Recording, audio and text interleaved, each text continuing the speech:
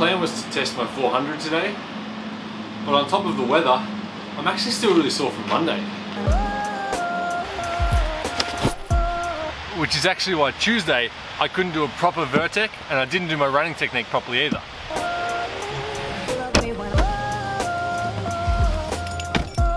So instead today, I want to talk about DOMS.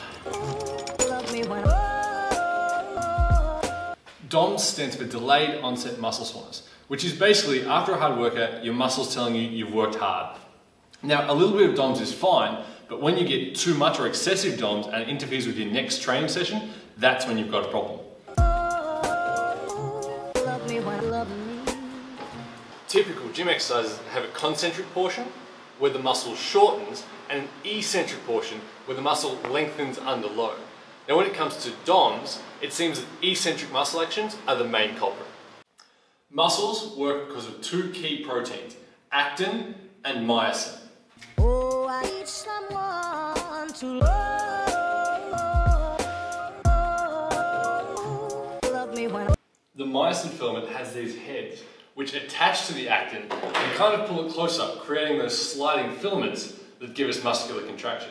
Now, in an eccentric contraction though, instead of just detaching and moving backwards and reversing the process, they kind of have this stretch effect where they kind of try and hold on for as long as possible, lengthening it out.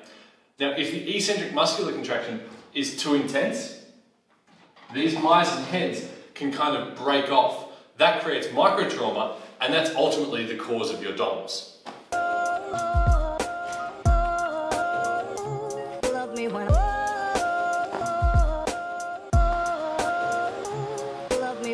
This does have its benefits though.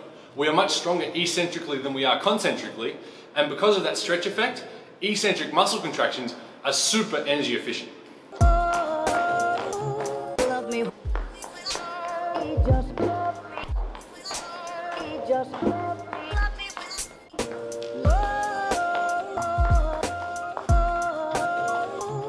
Peak DOMS usually hit around 36 to 72 hours after a workout, and one of the worst culprits is sprinting because of that rapid eccentric loading in the stretch shortening cycle. Once you're more used to your training load, they become less and less, and one of the best ways to eliminate them is a regular rolling and stretching routine.